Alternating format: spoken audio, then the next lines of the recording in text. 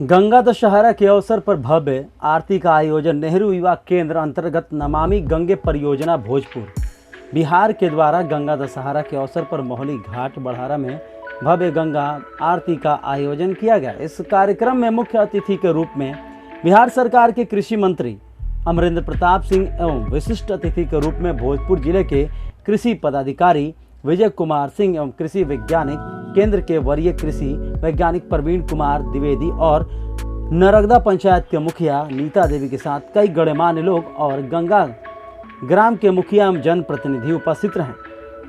कार्यक्रम के मुख्य अतिथि बिहार सरकार के मंत्री अमरेंद्र प्रताप सिंह ने कहा कि आदि अनादि काल से हमारे भारत के विशाल भूखंड पर अपने अविरल और निर्मल धारा से इस देश की सभ्यता और संस्कृति से जोड़ने का कार्य कर रही है। हम गंगा द्वापर त्रेता और कलयुग में भी अपने उसी रूप से छल छल बहने के लिए वचनबद्ध हैं। लेकिन वर्तमान समय में जिस तरह से मानव जाति अपने सुख और सुविधाओं के लिए नदियों को प्रदूषित करने पर लगा है, उसमें गंगा के अस्तित्व पर भी खतरा आ चुका है। गंगा मां सागर के वंशजों से लेकर भारत के प्रत्येक लोगों को अपने पुण्य से वरदान प्रदान करती है। आज हमारा कर्तव्य और फर्ज है कि हम अपने देश की नदियों को किसी प्रकार सुरक्षित और स्वच्छ बनाने में अपनी सहभागिता प्रदान करें। वहीं इस कार्यक्रम में जिला परियोजना अधिकारी ने कहा कि गंगा दशहरा के अवसर पर आयोजित यह गंगा आरती लोगों के बीच एक संदेश का माध्यम है जो लोगों को गंगा के प्रति जागरूक करने के लिए अग्रसर है। मां गंगा हमारी आस्था के केंद्र हमेशा से रही है और आगे भी रहेगी, लेकिन प्रदूषण मुक्त करने की जिम्मेदारी भी हमारी है। आज भारत सरकार के कई ऐसे कार्यक्रम गंगा को अविरल और निर्मल बनाने के लिए चल रहे हैं, जिसमें आम जनमानस की भी सहभागिता जरूरी है।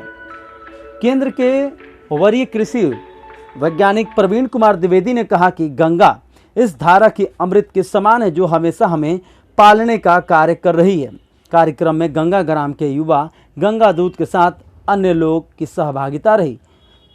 कार्यक्रम को सफल बनाने में चंदन कुमार सिंह, मनीष कुमार सिंह, राहुल कुमार सिंह, कुंदन कुमार सिंह, आनंद कुमार शर्मा, राहुल कुमार, विशाल कुमार, ऋषि प्रकाश सिंह जी, उमाशंकर सिंह जी और मैं जितने अपने मित्रों को साथियों को मैं देख रहा हूँ, सबका नाम तो नहीं ले सकता, सबको मैं प्रणाम करता हूँ। और इस स्थान पर हम सब उपस्थित हैं तो यह हम सब के लिए सौभाग्य की बात है। जब उसके जाएगी गंगा, लेकिन इसकी हालत क्या हमने बना रखी है। पौराणिक कथा है, गंगा आने को तैयार नहीं थी धरती पर। भगवान विष्णु का आदेश हुआ कि तुम्हें पतित पावन के रूप में जाना ही होगा। तुम्हें धरती पर जो जीव है, जो प्राणी है, उनके कल्याण के लिए जाना ही होगा। गंगा उनके बहुत कहने के बाद तैयार तो हुई और उनके अंगूठे से निकली, लेकिन इसके पूर्व गंगा ने कहा भगवान विष्णु से कि आपकी आज्ञा मानकर मैं जा रही हूँ, लेकिन मेरा यदि अपमान हुआ तो मैं वापस लौट जाऊं।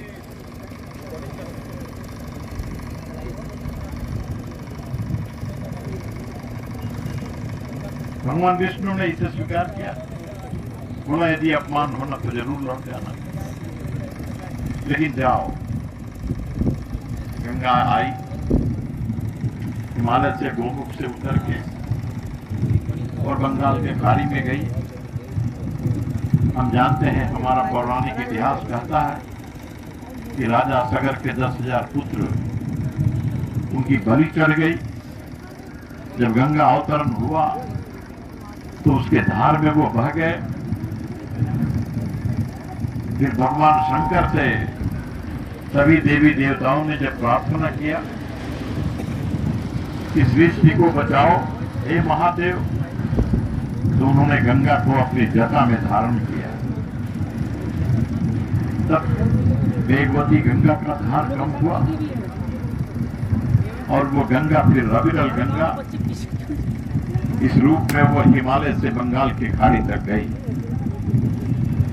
आर्य सभ्यता गंगा के किनारे ही विकसित हुई। तो भारत का सांस्कृतिक और सभ्यता का इतिहास जब गंगा के धारा में बहता है, पता नहीं कितने ऋषियों ने उस धारा का संग कहा है, पता नहीं कितनी स्मृतियां हैं, लेकिन बाद के कालखंड में गंगा अविरल नहीं रही। गंगा को हमने प्रदूषित भी किया, गंगा अपमानित भी हुई।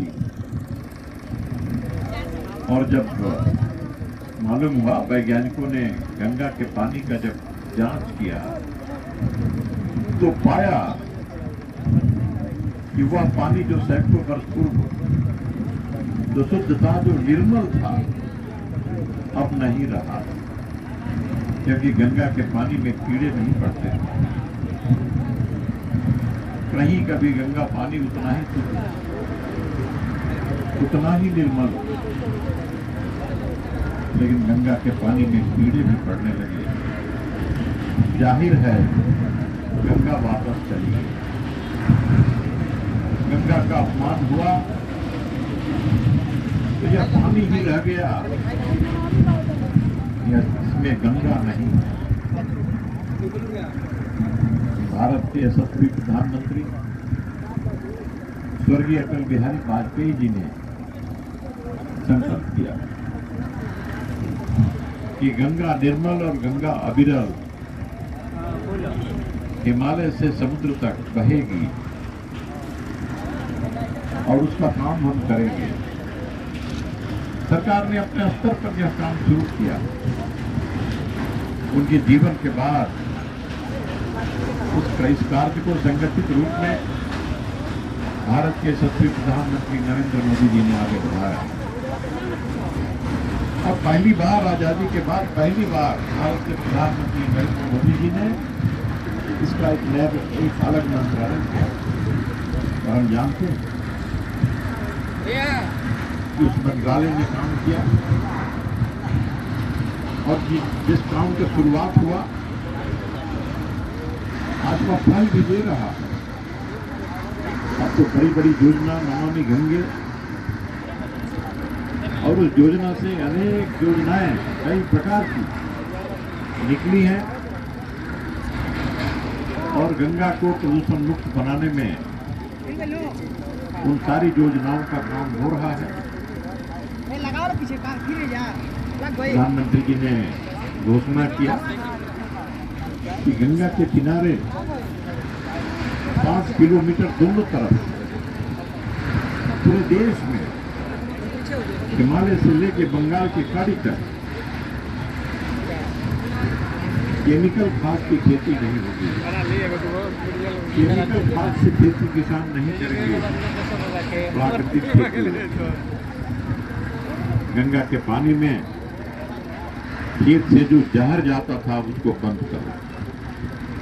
गंगा अविरल और निर्मल रहे तो राष्ट्रव्यापी अभियान छिड़ा।